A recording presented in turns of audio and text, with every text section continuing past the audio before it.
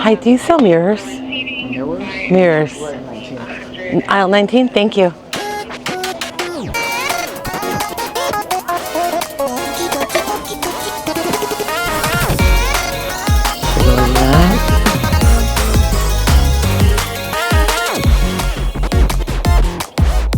I'm on a mission.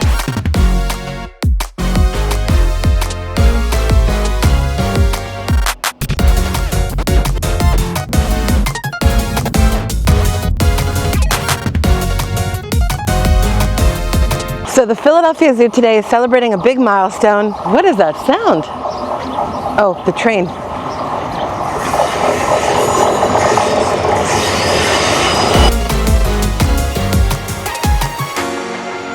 I'm at the back entrance of the Philadelphia Zoo. I'm heading inside.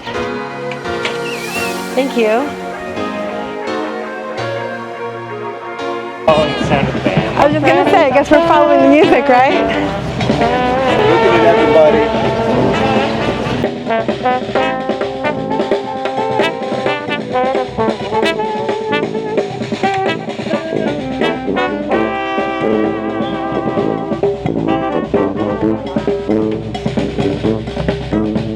Hi, I'm Dr. Joelle Mogerman, the current president and CEO of the Philadelphia Zoo, and we are here today celebrating our 150th birthday that we open to the public. Looks like a beautiful day for a birthday party. The Commonwealth of Pennsylvania approved and signed the charter establishing the zoo 15 years earlier, before our official grand opening that was 150 years ago today. The delay was due to the Civil War. Hi everybody, good morning. Good morning. Happy birthday to the zoo!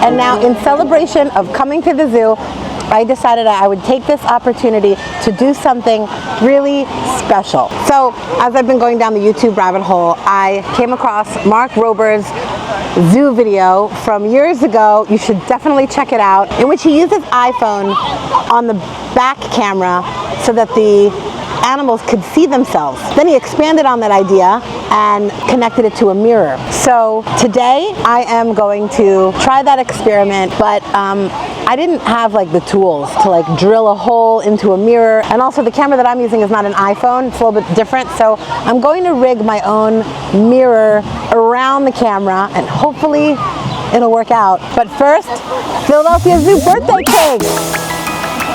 Okay, I've placed the camera above and I pull out my supplies. This is the stuff that I bought from CVS. 2 mirrors. I have to peel off the stickers. I hate when they do this. Look at that. All right, I want to put the camera like in between, and I needed to improvise. I need some sticks, so I don't know. I got a couple of combs. This is like the best that I could do, and of course some tape.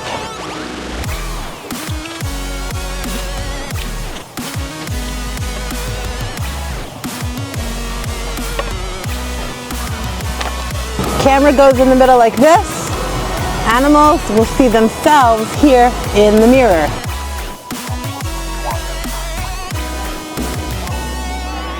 All right, let's go see if the primates like my mirror setup.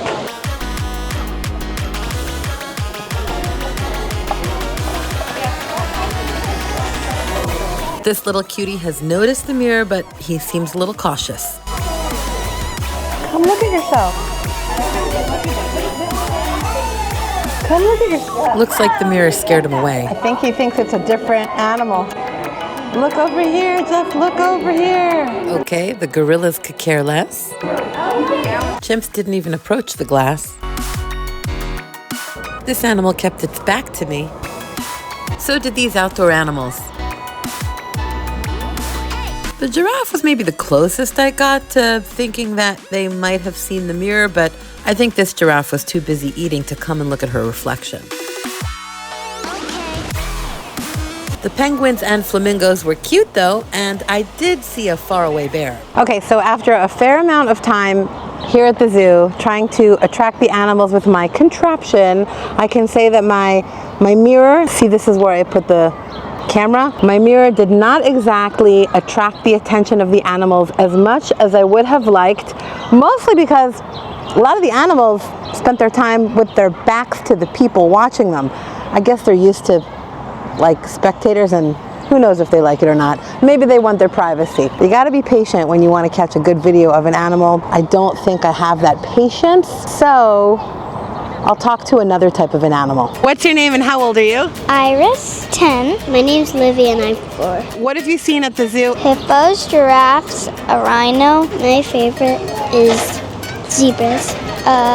Zebra, penguin, and some reptiles. Awaya. And how old are you? 5.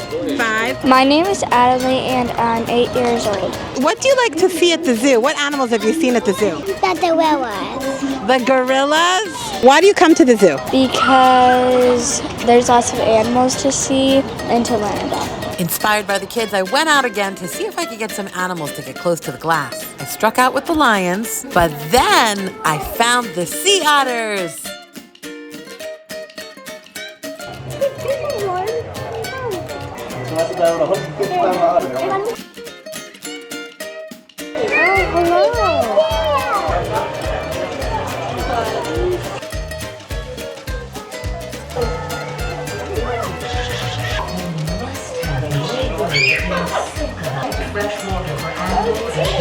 Look, it's so adorable.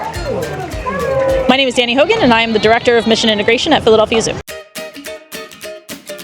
So the whole point of a zoo really is to save wildlife. We do that through all sorts of different ways, but one of the ways that we do that is through careful management of our animal populations. There's actually something called the Species Survival Plan. We call it the SSP for short. And this program exists for all endangered species that we care for here. The SSP encourages us to make thoughtful pairings between individuals so that they can have healthy babies, so that they can keep the species alive. There are animals that we care for that are extinct in the wild. You cannot find them anywhere in the world except in zoos, and it's crucial for us to be able to take care of them. So you have like a database?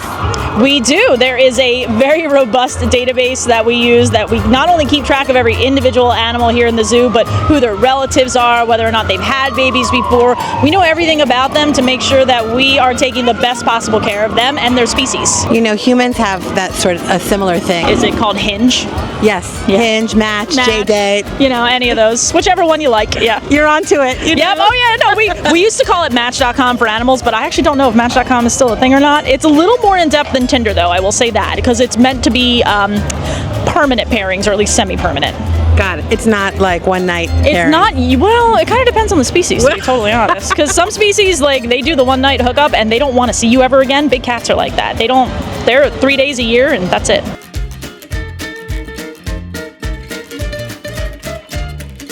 What that means is that they're not fully extinct. There are individuals who are still alive, but they are no longer found in the wild. They can only be found under human care. And that's because they became so critically endangered that the numbers in the wild were not sustainable anymore. Their population was literally too small to be able to sustain itself.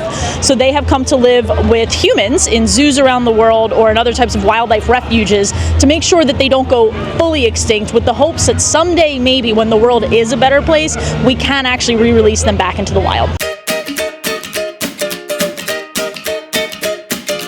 The way that you bring animals back from such low numbers is through very careful breeding. When you get to numbers that are only a few dozen animals, you have to be very careful about who has babies with who, because you must keep them genetically safe and sustainable, because you want to make sure that you don't have relatives breeding with relatives. So it's a really long and thoughtful process that takes decades, generations, in order to do it right. One example of an animal that has been successful is the Rodrigues fruit bat. In the 1970s, there were fewer than 70 of these bats left in the entire world. They were nearly extinct on the island of Rodrigues, and there were a handful of them that came here to the Philadelphia Zoo and a few other zoos around the world, and they have been brought back from extinction, and there are now well over 20,000 of those bats. a lot of animals have become endangered or critically endangered in the last 30 to 40 years. Humans are expanding at an incredible rate around the globe. We are the world's most successful species, or at least one of them, but we need a lot of resources, and we're not always great at sharing, to be totally honest. So right now, because we are in this period of rapid expansion of human growth, that also means that we are in a rapid decline of certain animals, and many scientists actually believe that we are currently in the 6th Great Extinction Event. What does that mean? So throughout the period of the planet, there have been 5 great extinctions, where there were these periods where thousands and thousands of species went extinct at the same time due to catastrophes. In other cases, it may have been an asteroid hitting the Earth, or a massive volcanic blast that covered the Earth in ash for hundreds of years. Right now, this is the first period where we think there is a man-made 6th extinction. We actually spend over $500,000 on food every single year. We have a lot of mouths to feed.